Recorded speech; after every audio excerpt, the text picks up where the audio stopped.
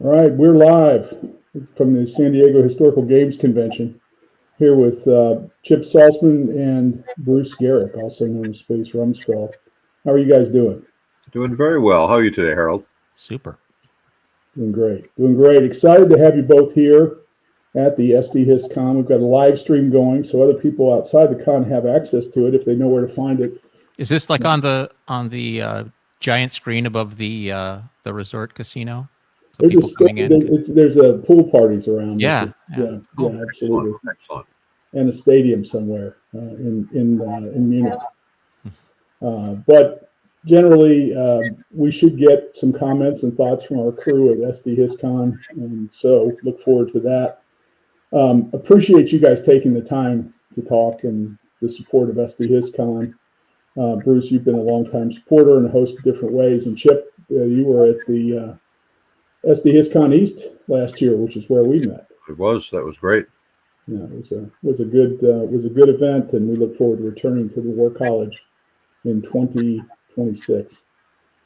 But I guess it's probably best to open with introductions, and since my name is self-explanatory and my profile so high as everybody knows who I am. Let's start with Chip. Chip, why don't you tell us a little bit about yourself and your gaming history? Sure. Thanks, Harold. So I discovered games. I would think I was 11 years old. I wandered into a gift shop on Martha's Vineyard and found a copy of U-Boat for all of $4. Bought it and was hooked. And Avalon Hill had a little brochure with other games in there, and gradually I acquired almost all of them. And that sort of started me on my path, strategy and tactics, and the other the other gaming companies and so forth. So I've been playing it for 55 years or so. Eventually accumulated a couple thousand games, but I have pruned the collection down substantially. Went through a real valley when I had kids and spent my weekends on soccer sidelines instead of gaming. And then when empty nest syndrome hit around 2010, I emerged back in the gaming field. So I'm omnivorous in terms of interests and like to game a whole bunch of areas. But I got very involved with the Operational Combat series, put out created by Dean Essig and put out by Multiman Publishing now. Got involved with that because a friend. I accumulated the games. I wanted to learn how to play. It's not an easy system to get into, and a friend showed me how to do it by kicking my ass in DAC, and then we tried again, and he kicked my ass in Sicily, and then he did it again, and I finally got so frustrated. I said, I'm going to learn this system, and I'm going to do it by doing a replay and writing down the way everything went, and I started that process and got hooked up with the designer Curtis Baer, who's working on Reluctant Enemies there, and that produced the starter's guide that came with Reluctant Enemies, and that got me into the whatever passes for the OCS hierarchy, and eventually I became the honcho of the system. Not long ago, passed that off to Carl Thung. So I play that a lot. Love the system, support the system as much as I can. I run the OCS Depot website, and as I say, I'm omnivorous, so we'll do a whole bunch of other gaming as well. Great. That's the most affluent start to a war game hobby. Is picked up a game at the Vineyard. I can't wait to see where Bruce picked up his first game. Because my father had a boat, and we went there on a boat, so I was not affluent in terms of summering on Martha's Vineyard. I just happened to be there, one of the scallywags who came off a sailboat. The populace wasn't aware that you were there. Exactly. That's awesome. Bruce, how about you? I picked up my first war game in Monaco, copy of Richthofen's War from Prince Rainier. He was really into the campaign game, so he was like, "Hey, can you just be the allied player?" And I was like, "Sure." No, I mean, I'm the standard. I mean, I think kind of like Chip. Just one day, I think it was a friend of mine just had this game called Luftwaffe, and I was like, "Wow, these counters are circular, That's interesting. Played Richthofen's War, actually. We had a good time with that. Because I played Dungeons and Dragons, and I really liked the idea that the characters in the Richthofen's War carried over, right? You had a pilot, and he flew around, and then he got to come back, right? And he gets a victory, he gets more victories. So it was pretty neat. But then I just never stopped. I mean, that must have been like probably the same as Chip, like 10 or 11. And then I just never kind of left. I went to college, and then there was the big, what do we call it? The gaming interregnum around the late 80s, early 90s. I feel like the video game hobby was sort of taking over, and everybody was like, well, there's no reason to play board games because we can just do all this stuff on a computer. And I played a bunch of games on the computer. Wrote for some computer gaming magazines, but I never lost the wargaming bug. And then I went to medical school, and then I still somehow maintained my involvement. I didn't play that much, but I still have a bunch of games. You can also tell my involvement in the hobby from if you lined up all the games in terms of a year, it would probably go like this, and there's a big dip, and then kind of starts coming back up. And I was buying things. I mean, I've got games from those early years when I was buying games, but I never wasn't playing them. But that's what everybody does. So what's new now? And then I don't know. I got some more time, and I got a more place to play, and then I got some ideas and decided, what are people not doing? So I started a podcast about war games. And then everybody and his brother started a podcast about war games, and I was like, well, I don't really add any value anymore, so I kind of just faded out. But then I decided I have something to add, so I did these videos about games, and then I decided I still have something to add. So you guys will see something next week. I've decided to completely revamp my approach to war games, in the sense, or at least my war game commentary, which is that always look for the unexplored niche, or at least things that people are doing that they should be doing that they aren't. So you'll all get to see that. But I mean, ultimately it's just my stupid ideas, and you'll can throw them out, ditch them as required. So it's going to be a monologue? Is that what we should expect? I always monologue. I mean, if I have the best ideas, why would I have another person with worse ideas? Yeah. And then it's just makes them look bad. I mean, it makes me look good. So, but I love hearing myself talk. So why would I let somebody else talk? I don't understand the concept here. Got it. Well, given that you're in the middle of the concept, this might help you better. Yeah, well, maybe I'll learn some things. Yeah, it's awesome. So we started off a discussion. You introduced this Case Blue issue. Mm-hmm. And the issue, in short, I wish I could share the graphic that you sent, which was quite extensive. And maybe I'll put it in the chat at some point. But basically, your point is that the average home size in the United States, I assume that was the U.S., not the world. Yes. Certainly other problems as we expand it too much. But in the United States, the average home size is declining and has been for some time. Mm-hmm. And your concern is that people aren't going to have the room to play monster games. And is it Case Blue specifically, or is that is that an analogy for? Well, I mean, since Chip is here, I wanted to really have something that, the OCS guru could, so kind of empathize with, right? I mean, who wouldn't want to play Case Blue? Who wouldn't? Go ahead. Who wouldn't want to? Yeah, sure, exactly. But I mean, to me, Case Blue is this kind of, sui generis thing where it's like this game that, first of all, gets passed along in, these unpunched copies go from this person to this person to this person, and you hear about a copy of Case Blue, and somebody's selling it, and they buy it, but then they sell it to some other guy, and it's never punched, right? But but everybody wants to play it, right? I mean, it's like, well, have you played Case Blue? And the guy that sold me my copy made me promise, like, it was legally non-binding, and I'm willing to take this all the way to the Supreme Court, but he said I had to play the game or he'd be very angry that he sold it to me, because he sold it to me at kind of a discount. I'm like, hey, I punch all my stuff, I play it, I have some opponents that want to play, but yeah, I mean, I'm always fascinated by the idea of size in games, because these big games kind of create a narrative that we love, right? I think Chip could really,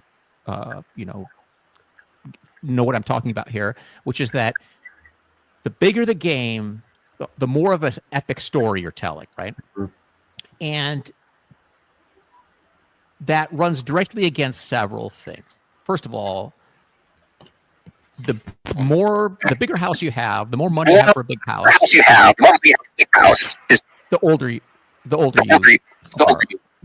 I think I'm getting some feedback from somebody's mic here. I think we're getting some feedback. Is that? I don't know. Okay. All right. So the issue is, the older you are, the bigger house you're going to have, but the worse you're going to be able to see the counters. So now you need bigger counters, and you need a bigger map, but you need a bigger map to fill up your house. And so it just goes into this infinite spiral of when does it stop? And I did this thing with Kevin Zucker's Library Napoleonic Battles, where I went to a blueprint place, right? They just make giant, things, because blueprints are big. I didn't realize they had blueprints anymore. I thought it was all digital now. But apparently you make these throwaway things and you just open them up, and architects say, yeah, that looks great. And then they throw it in the garbage. And I printed a Borodino map on it. And I'm like, wow, this makes this game so much better. I can get my fingers around the counters. I can see the terrain. I can use even those little. They use those little Heidi wooden things for some Fog of War that they sell that Kevin does, and it was a completely different experience. And I'm like, I want this for every game. I mean, I just want a giant version. I mean, and then it was like I was talking to a friend of mine. I want to play something like Case Blue like that. We need to make big maps. And then he says, well, if you did it that size, then how would you get around it, right? And I'm like, well, I've got an answer to that, because my father-in-law was a huge model railroad fan. And his daughter's friend built him this whole setup where you could just kind of like walk around on top of this railroad train thing, right?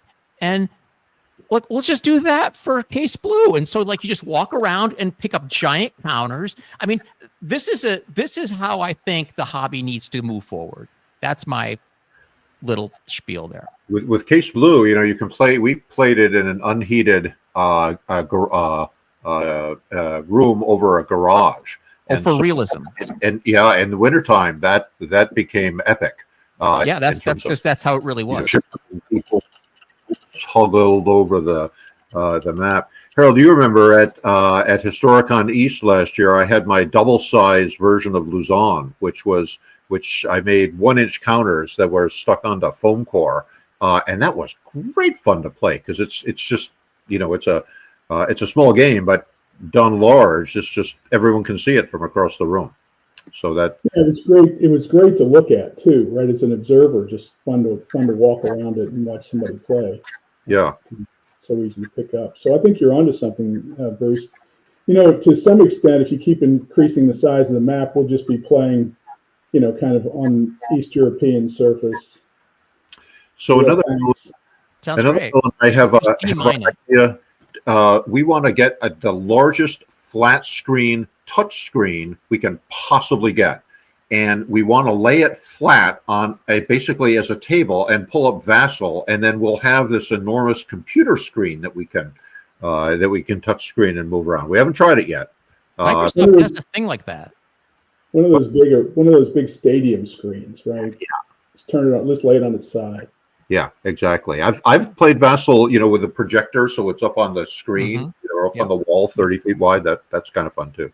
Now, I'm going to argue against that because I really appreciate the tactile aspect of board gaming, and I feel like Vassal is a little like the dark side. I used to really love Vassal because it solved certain problems, such as I can't get to where my opponent is. But once that stopped being a problem, all of Vassal's downsides really started hitting me in the butt. Like the sitting in front of a computer, which I really don't like. Not being able to see the whole screen. You can't smell the cardboard, as Pratik says. Yeah. And so, yeah, absolutely. I mean, there's the tactile thing, slamming down a dice cup or something. Yeah, like that's all about it. That's part of the thing, and that's why I'm really excited about going to Consim World next month to MonsterCon, and we're going to play probably Empire, or not Empire. Sorry, Jonathan had mentioned it in the chat there. Empire of the Sun, Pacific War, this GMT version now. Cool. So. Yeah, the cat can't lay down on the counters on Vassal, and that's true. The setup time is 0. So yes, the setup time is a big advantage. I agree. But I'll tell you my challenge with it is that the other thing, particularly with a larger game, is you can't step back and see the whole sweep of thing. You can't see the whole at once easily. Yeah. That's something that I miss with Vassal. It solves a lot of problems. It's if I spent a year playing Vassal games during COVID, and that was a wonderful way to do things. Absolutely.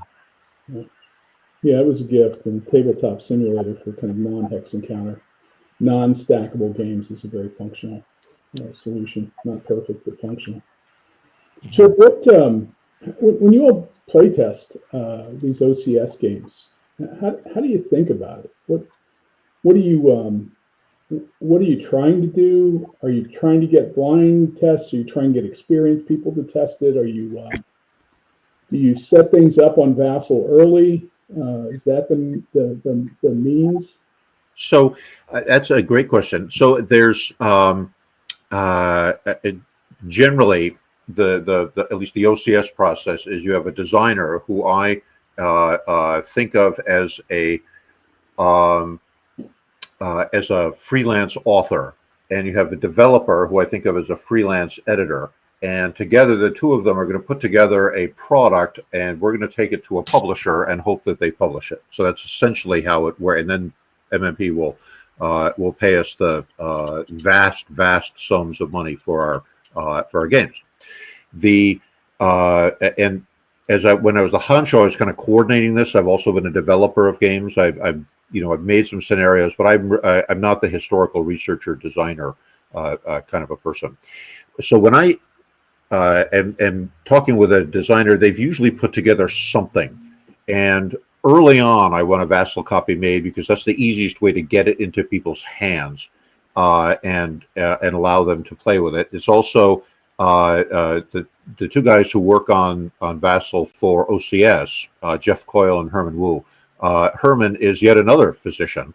He's a radiologist, and his attention to detail and ability to spot problems is legendary for me. If you send him this massive game, and he'll come back and say, that first scenario had 7 German Focke-Wulf 190s, but now suddenly in the second scenario there's 8, but I didn't see one arrive on the order of arrival. What's going on?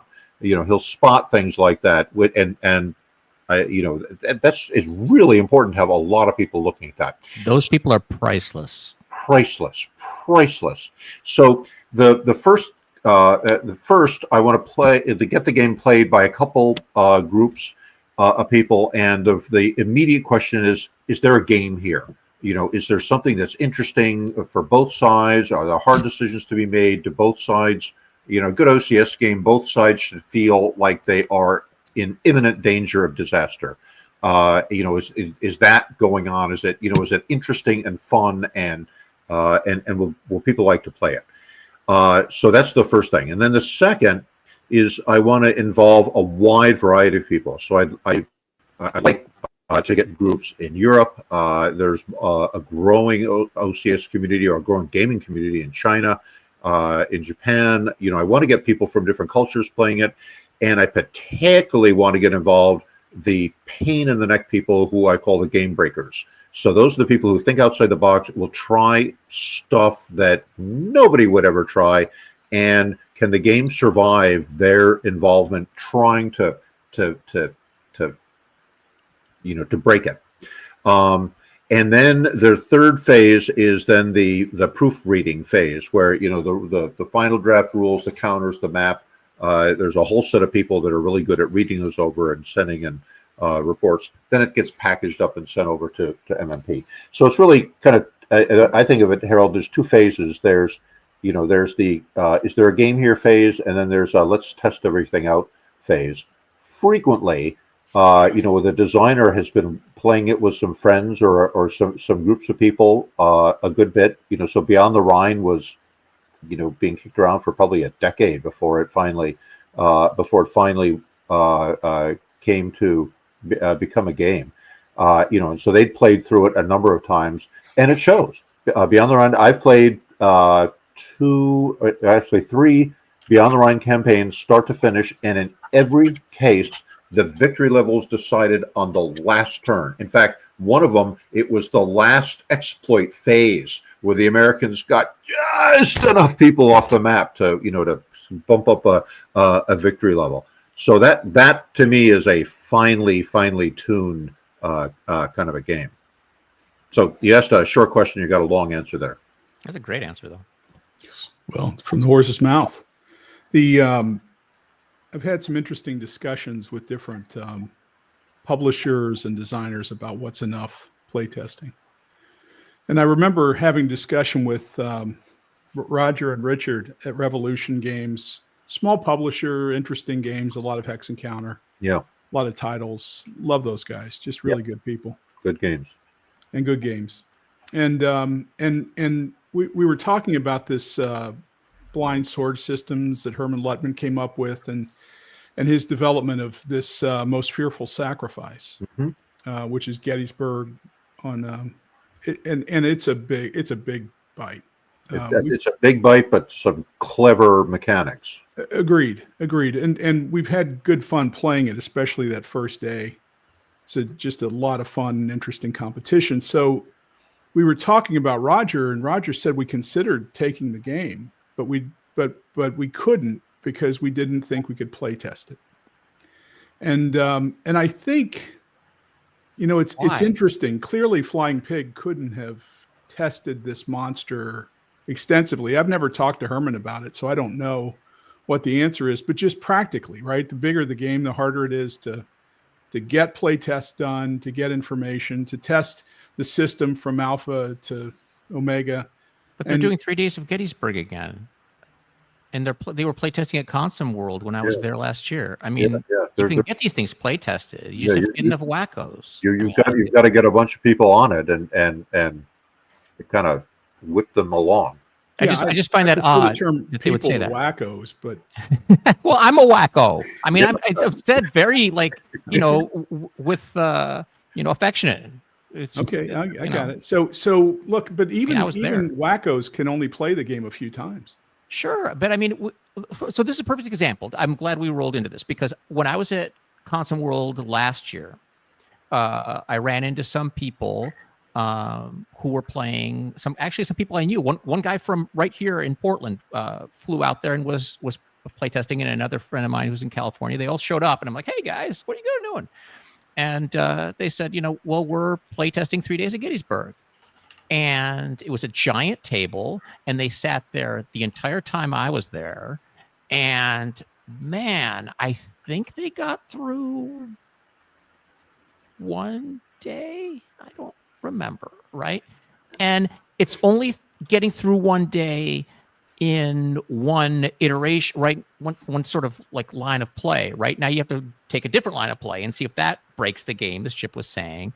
But I assume there are other playtest groups. But I just find it strange that they said that we couldn't playtest this when they're publishing things that are way more involved and require more playtesting. So it just feels I'm always on the lookout for inconsistencies, and that seems like an inconsistency. That's interesting. It's a little different when you've got an established system, like the 3 Days of Gettysburg. The system is the mechanics of the system are well known and well managed, and so you can there's a lot that is already created. The same with OCS, the mechanics exist, so you're working within those confines. But something like Most Fearful Sacrifice, yeah, you gotta take it all the way through. Because I find particularly with the larger games, if that's not done, I was not involved with OCS when Case Blue, let's use that as an example, came out.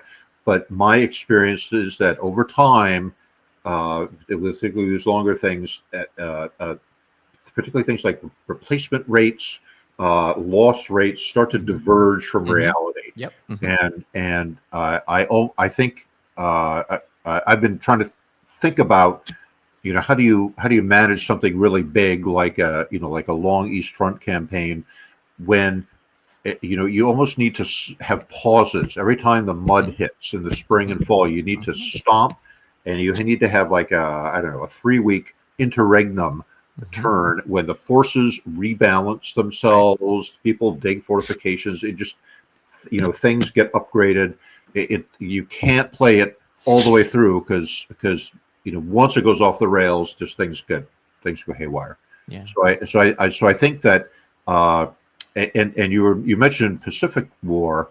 I think the way the Pacific War works, it's kind of episodic in nature, and that forces a reset. The way Mark Herman plays with time, and that is really interesting. Yeah. Well, there are other ways to do that, right? Like, for example, you could do the way Rommel in the Desert does, which is to me, it's not really a hex encounter; it's block encounter, a block and hex. But I'm not a huge fan of that, but of that kind of bag of dice plus blocks hit points. But you only do things when you have enough supply, and you can just defer the whole turn until somebody decides, okay, it's time to go. And Kim Kanger was one of my very favorite designers. He's just, everything he puts out is just different and interesting in its own way. Yeah. He did a game about the French Indochina War called Tonkin, where it's just this herky jerky, like you do something and then you're like, well, I can't do anything for the next 2 months or more because I just have no supply. Oh, my guys are all over the place. I got to put them back together. And the Viet Minh are like, I just completely killed all my guys and I need to recruit and I need to, assemble supplies at the place that I'm going to attack. And so the game sort of balances itself in that way. I think the Eastern Front is particularly vulnerable to the thing that you're talking about, Chip, because it's so big and every sort of facet of it is a little different, and yet you're sort of diverting so resources to different sectors, and you can sort of overwhelm one, and if somebody doesn't, you can do it in just sort of a historical way. So if somebody doesn't match you, all of a sudden you've got this weird breakthrough, and it's like, somebody's in Siberia, but they've barely made it to Crimea, whatever. When we were at Consum World last year, somebody was playing Fire in the East, which, was developed from Dry nach Osten, which was famous for quickly spiraling. Like if you got a little bit of an advantage, right, as the Germans, it just snowballed. And so as the Russians, you're trying desperately not to get broken. But then that happens in a lot of games. I just played a Russian campaign a couple of years ago against a Russian campaign expert. And at some point, I was playing the Russians and just my whole army just died. It was gone. Like he had, I thought I got through the first winter. I'm like, oh yes. And then in the second summer, I literally had 2 guys left, right? And that's probably not historically possible, but in the context of the game, that's what you do, right? So I'm sort of sympathetic to those design problems. I mean, I don't expect games to be some kind of amazingly algorithmically tweaked expressions of history, because in that point, what's the point? I mean, I can just read the book, right? I mean, I can move the guys, and we can dress up like a general and whatever. And I mean, that's not so interesting. But I do agree that things that the first time you play, you're like, well, you just do this, and this whole thing falls apart. And why did we even set it up? That's why I love things like Empire of the Sun. I could spend the rest of my life, I feel like, or a good portion of it. I don't know how long I'll be around, but playing Empire of the Sun, it's so tolerant of different strategies and doing different things and knowing how to set up different combinations and still stay within what seems to me like it smells like history, right? Yeah. And that's I think it's almost an impossible task. And the fact that Mark did it with the Pacific Theater is just, and that answers Jonathan's question earlier about, I wrote a review of the game in 2019. Do you have any follow-up thoughts? Yeah, it's way better than I even said it was. I mean, it's just freaking amazing. This is the thing, okay? If you are a Hex Encounter wargamer and you haven't played Empire of the Sun, then go home, okay? Order it, play it, and then talk to me. Otherwise, don't call yourself Hex Encounter wargamer. This is the sort of expression of the best aspect of the hobby in many ways. Yeah. I've seen some interesting approaches to this. There's a game called Nemesis Burma. Yes. Where, another Kim game. If you play it, if you're getting crushed, the political forces will send you more stuff. And so the game kind of self-corrects in an interesting way. And there's another one, the version of Desert Fox Deluxe that eventually Decision Games put out, has a number of options, and you can, as either player, make decide to do dramatic things like the torch landings or summoning the Germans in if you're the Italians and so forth, and you can ask for a lot of stuff. The price for it is the time at when the game moves in, so you have less time to get done the things you need to do, or you can decide not to. You have the time the game ends moves out. You have more time, and so I like that as an interesting effect. So I find people playing with those things is kind of interesting. Nick Karp's Vietnam does the same thing, right? Your commitment as the U.S. kind of I don't know how to put it.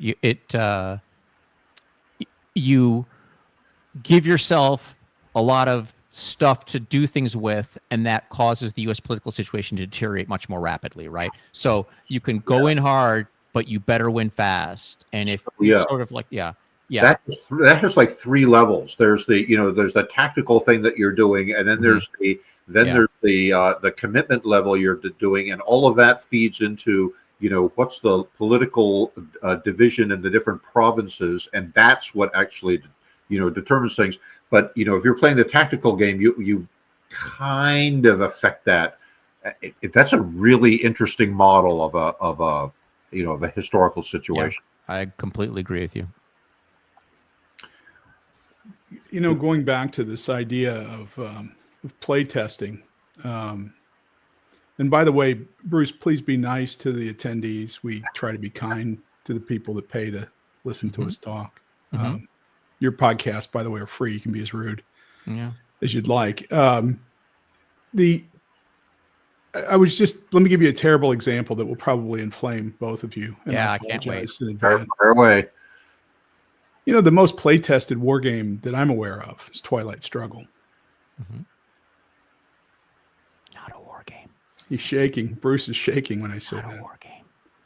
So, and that system has been played so many times and competitively played so many times, and just masterfully tested and retested and tested and tested and tested to the point where I think they have balanced down to a very refined adjustment that players can bid over at the end of the game.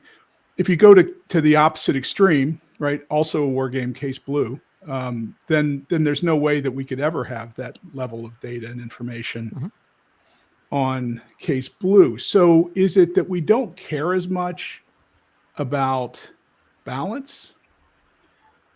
Or is it we don't care as much about the historical path?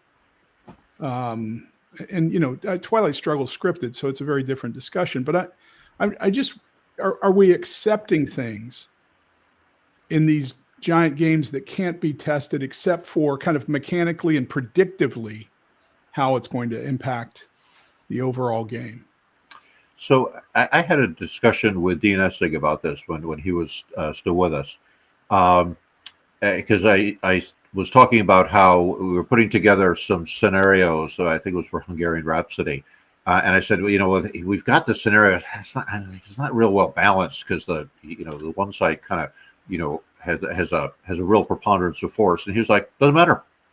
He said scenarios, they can be very out of whack. It's the historical situation, and a lot of guys, I'm one of them, play to get insight into how and why the historical thing played out the way it did, and he was more concerned that the overall game be a good representation, be reasonably balanced, but or reasonably competitive, but he would try to tune the victory conditions or the supply levels as the knobs he could turn to come up with the way to make the game the most interesting. Certainly, the victory conditions are the hardest thing to write. In fact, the last game that I was involved in putting out was Forgotten Battles. That has two sets of victory conditions. So we have the classic one, which in OCS is usually capture these places.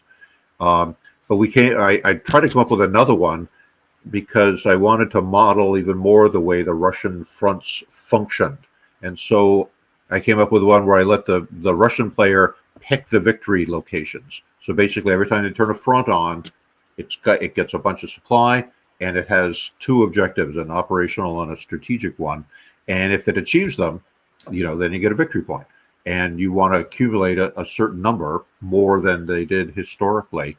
But I had to go through and model all the offensives that they did. I had to, and then you could keep the German guessing. He doesn't know where exactly it is that you're going, so he sort of has to defend everything like they did. So I'm interested in how do you prompt behavior with that. And the comment that just came up, I love the Dean. Yeah, the comment Dean's approach is, you finish a game of DAC if neither of you knows who won, then nobody did. It was a draw. You'll know. Well, you basically kick each other off, one side or the other off on that. I don't know, Bruce. I don't know what your thoughts are on this. Yeah, I mean, I think it's very game specific, in the sense that I can see the exact opposite being the case for, like we're talking about Pacific War, right? You don't want a Battle of Midway scenario that only goes one way. You don't want a battle of the Gulf Guadalcanal that is unwinnable. You don't want, I just name all the freaking things, right? Eastern Solomons, Philippines, Philippine Sea. I mean, that's a kind of a whatever, but I mean, things that you see as being competitive have to be competitive. And I think you would be more likely to accept imbalance in the campaign, because in one sense, that's seen as an inherently unbalanced situation in the first place, right? Nobody's going to say, oh, well, it's not that hard for the Japanese to capture California. People will be like, okay, well, I'm not really going to play this. It sounds like a, tie bomb. It should be a tie bomb design in that case. So I think you can really, you have to decide what your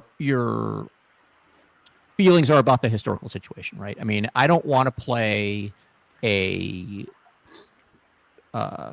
scenario on the Eastern Front where the Germans are, kicking Bagration or Bagration. Sorry, everybody says Bagration, but it doesn't sound like that in Russian. Back to Moscow, but it's an unbalanced thing, and if you have a good enough game it's interesting for the players to make decisions in the context of the game, then I kind of don't mind getting my ass kicked in the sense that my forces are forcing be the retreating and whatever. Can I do better? It's always, can you do better than the historical? Yeah, can you do better? Participants. That's kind of the ultimate balance, right? Well, I did better than the Germans did.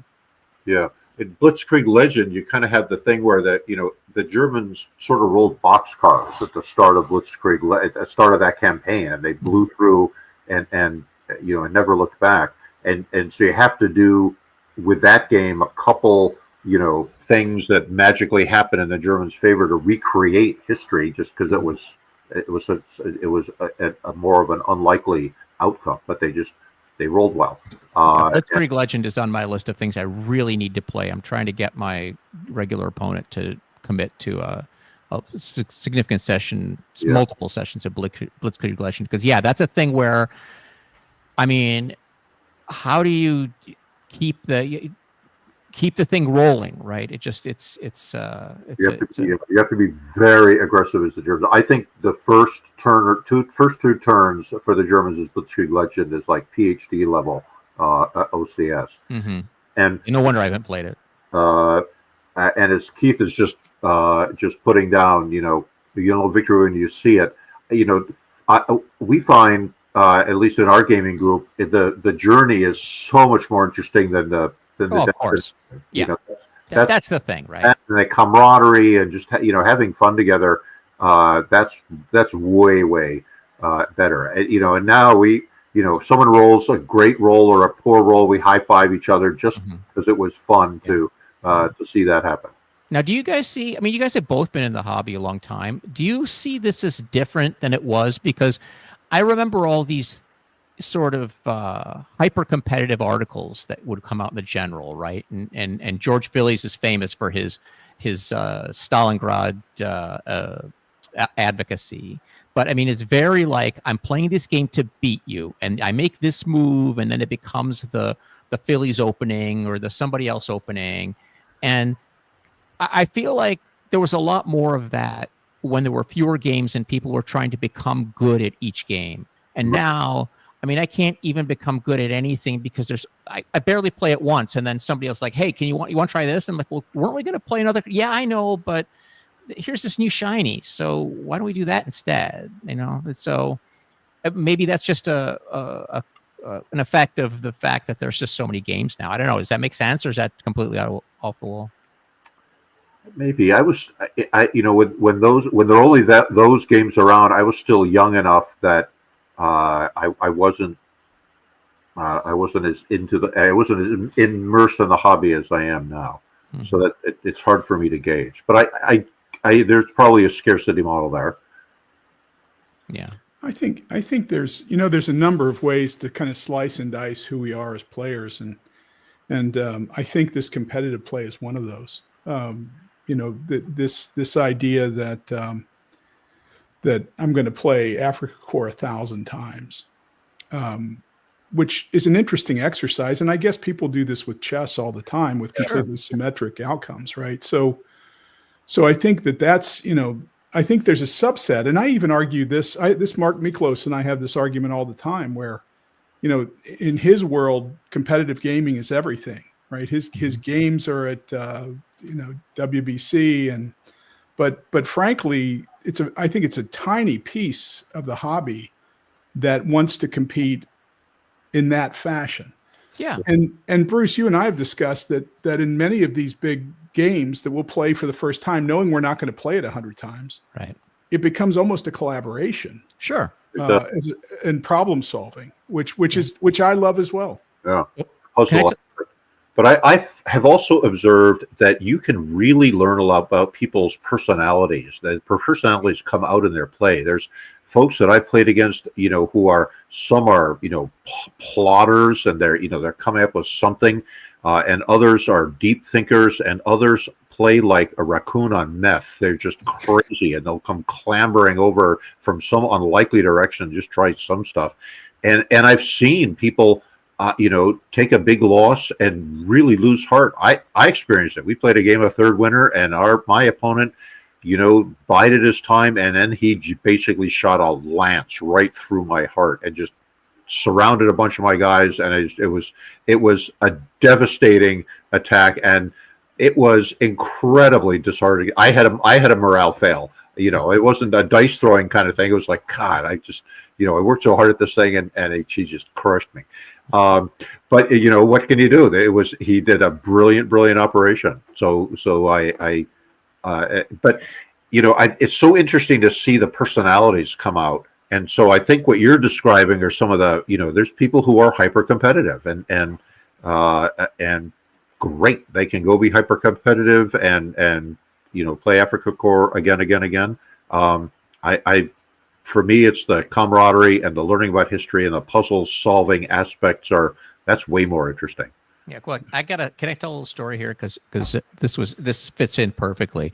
So at the end of March, beginning of April, Ken Lee set up this thing. He does it every year. He plays, or he arranges for people to play great campaigns of the American Civil War at the site of the game that represents whatever battle it is. So this year, we went to Chickamauga to play the Battle Above the Clouds. I think it's from 2009.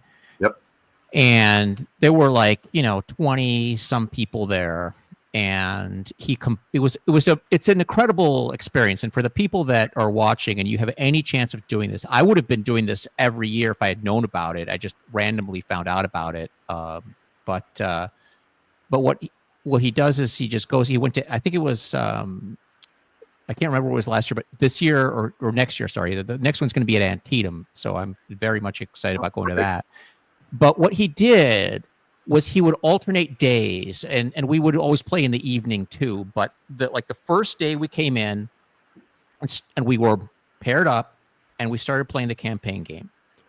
And, the approach for the Union in the campaign to Chattanooga, right? The Union's crossing the Tennessee River and just having all these columns come through the mountains, right? And it's like, man, this is kind of a pain in the butt. I gotta get these guys over, and then the Confederates are not really sure where everybody is, where you're going. I mean, they do because you can see, but there's just this all kind of fencing and trying to anticipate where they're going to go and to fight them.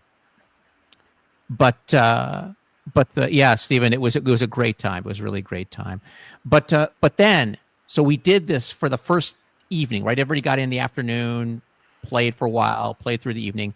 The next day, Ken got everybody in cars, and we drove the route of the march from Pittsburgh Landing to Chickamauga. And it was the most enlightening thing I've ever seen, because if you know the way that the Great Campaign series works, is that you roll dice, right? The die has nothing to do with movement. Well, yeah, it sure does. So you roll the die to see how many movement points your commander has. Frustrating die roll. Yeah, it's a terrible, frustrating die roll. But then you look at this battle, and I'm we're driving around all this stuff. I'm like, these roads weren't here. They point out where the single passes through, because there are only several passes through the mountains. Now they're still only 2-lane roads, and I'm like, man, you guys were hauling artillery through here, and it was raining, and it's nuts, right? And so of course, I sit down the next day after, or actually I think it was the evening, because we came back from Chickamauga and then we eat dinner and then we played another 3 hours. By the way, Ken is not tolerant of people who wuss out. It's like, okay, you had dinner, get back in there. It's 7:00. We're playing till 10 or 11. Get on your table, right? Which was great. I mean, it's awesome. But we did this through the whole week, right? So we would have,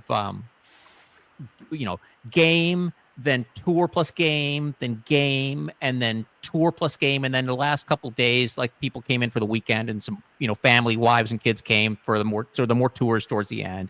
They had Dave Powell, who's just written a million books on not only on the Chickamauga campaign, but he actually designed This Terrible Sound, which is the gamers Chickamauga game. Yep. And he just talked about all this stuff. But then this was really cool. So they did the campaign for like the first half of this get together, and then the second half. So I'll finish out the first half. I got a very collaborative sense, right? I played with. I'm sure everybody there was great. I mean, I talked to everybody. They were nice people, and I'm sure everybody had a great experience. With my particular opponent, his name was John. Doesn't give away too much information. There are a few of those in the country, but he was just really great in the collaborative sense that you were talking about, right? It's like we're doing this thing, and man, it's really hard to figure out, and there are a lot of turns, and if you do something really stupid, then maybe we just want to just give you a little bit of a mulligan because we don't want this to unravel before we explore all the tendrils of it, right? Exactly. So, yeah. That was great. Don't let your opponent do something really stupid. Really dumb. Yeah. He's like, "Are you sure you want to go there?" Yeah. And I'm like, "Why?" He's like, "Well, see," and he knew the rules better than I did, by the way. He's like, "Well, if I could potentially put these guys, if I get enough good enough roll, I'm like, oh, okay, all right, good point. Yeah, very good. But then this is why I think it's so interesting is that after we played the campaign, which I think we did 3 or 4 days of playing the campaign, and then the last 3 days were scenarios. And one of the scenarios in Above the Clouds is called Macklemore's Cove, which is, and I'm not the biggest expert on great campaigns. I know there are people who really know it, but the people who really know it say this is one of the best scenarios in the entire series. And that was very competitive in that, like, okay, guys, now you've played the campaign. You see how this stuff is working out. Now here's the situation in this part of the campaign. Fight. And people got into that too. They're like, okay, here we go. And recorded who won, everyone, right? And there were prizes. I mean, prizes there. You got a little T-shirt or something, right? It's fine. And then at the end, there was this whole thing where you were all collaborating in the sense that everybody played the same scenario, but you were on the Confederate team or the Union team. And then whichever side won more games got their name on all their names on this cup that he's like kind of doing, like the Stanley Cup, right? And so it was a very interesting combination of the competitive and the collaborative in a way that I was really shocked and impressed and felt like this was really kind of like a high watermark of the hobby for me. Cool. That's fun. It's brilliant, right? It's that it's that immersion between the game and the history. Yeah. And really love the idea. Didn't know about that. I'm so interested now. Antietam, that's what I'm hearing next year. So 1,000 questions. But send me a link. Yeah. And now that the word's out, there'll be thousands of people. There better be. I mean, it was so great. And it was, I mean, it is a little expensive in the sense that you have to, we had to go to, we didn't even stay in Chattanooga because the hotels were very expensive. So the place where Ken was able to get a good deal was in Dalton, which was about 30 minutes from Chattanooga, which is fine. There was actually a campaign that went through Dalton, so you got to see stuff. You got to drive around. All these places. The Civil War is a great conflict for us, right? Because we can go places and see this stuff, and I think that's really, you had me at Dave Powell. Yeah, he's. I bought a couple books. I had him sign some stuff. Yeah, it's a great experience. That's awesome. Well, let me close with one question, and this is either this is going to sputter or explode. I'm not sure which. Let's hope for explode. The question I have is, we've played these hex and counter war games for a long time, and the technology hasn't really changed a lot. Technology is probably it's the right word, but it's the wrong word at the same time, right? So is there the opportunity for innovation with regard to hex and counter games? I mean, Chip, you and I even talked about the potential for, the more games outside the universe of World War II, which is just about every example we've talked about today. And but is there opportunity, or is this going to be hexes, squares, numbers, chits, terrain? What do you think? You mean are there games that will be fabulous that don't have hexes and counters? I'm not quite sure what you're asking. I don't know. Well, I guess the underlying question is, how do you define this space that we're talking about? Right? We've talked all about hex and counter, and I hate to put us into a box, but we're kind of in a box. It's like pornography, when you see it. Yeah. So I'll go to a couple games that I really like to play that don't have hexes and counters. One of them is High Frontier, which is about has one of the most unique maps I've ever seen. But it's about exploring the solar system using reasonably plausible science and the scientifically accurate distances and so forth. That's really interesting. That certainly doesn't have hexes and counters. It has, but you have to regulate movement in some way. I like the game Silent War, which is the running the submarine campaign in the Pacific, and then it's got a companion, Steel Wolf. It's a solitaire game, right? That's a solitaire game, but you get a real narrative going. Yeah, for sure. With it and Steel Wolves, which is more complex. But Silent Wars is fascinating to play, and it has a map of the Pacific, but it has there's not a hex to be seen in the thing. But I think when it comes to hex and counter games, people are getting really innovative. If you look at Stalingrad, that initial game, which is maybe a fun game, but it is lousy historicity. But the innovations that I see people doing with like Victory Roads, which has these different mechanics that it can add in for a different game. Plus, you get to be fired by Hitler, which is just that's great. That's fabulous. I think the Dean Essig's Battalion Combat Series has about 4 or 5 really innovative things that you have to just take out of your brain and put in a new module to make that work. So I think playing around with the mechanisms of the game, and then the third one I was going to mention is Red Sun Rising, which some people say don't really work as a game, but to me, the really interesting part of that game is that the German system is not at all the same as the Russian system. Red Star Rising, I think you mean. Yeah, thank you. Red Star Rising, and it's got these two systems fighting against each other, except the systems don't work the same way. So it's really asymmetrical, and I think I think that allows you to play with the hex and counter thing in some really interesting ways. So I dominated that. Go ahead, Bruce. No, I mean, I'm not going to disagree with you, other than to say I could name a million games. I mean, not million, but I mean, just one game, for example, not World War II, hex and counter, amazing game. Herman Luttman's At Any Cost Metz. That is an incredible game. Nobody plays it because nobody cares about Franco-Prussian War, although I see that there's going to be a Konigratz game coming out from GMT. I don't know. I mean, hopefully that'll be good. I've already pre-ordered it. But there's so many games that are hex and counter and are completely different than Stalingrad or, whatever the SPI game du jour was, 50 years ago.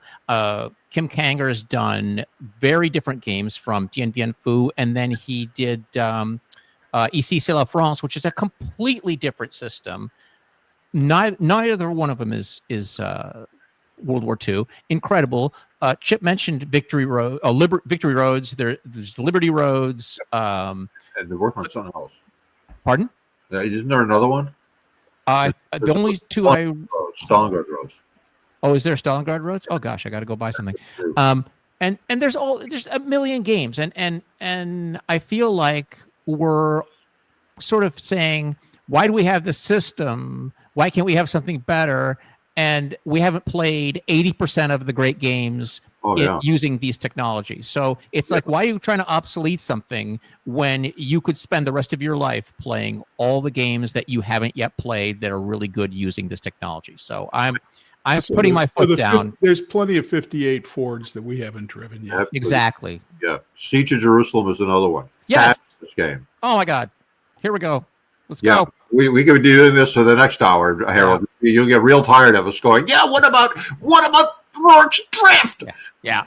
We've already talked about the remove button, Chip. I can remove you instantaneously. It's at the eject button. Things get out of hand. Yeah. Well, look, we've scheduled for an hour of your time, and I appreciate both of you taking the time to talk to me and love the exchange. We should do this again. I hope. Absolutely. Accept the invite. In the meantime, you're both invited to SD HIST in November around Veterans Day. So would love to see both of you there. Day. Where's it going to be? San Diego. Yeah. Yeah. Oh, yeah. That's a nice flight. I mean, that's just down the coast. Yeah. No, it's a lovely place. What are the dates? Veterans Day. Veterans Day. Yeah, right. I should have a better answer than that. Is that World War I Day now? Whatever. And if you're in England, it is, right? Yeah. No, I thought the president was renaming it. Like Memorial Day is World War II Day, and Veterans Day is World War I Day, and then I don't know.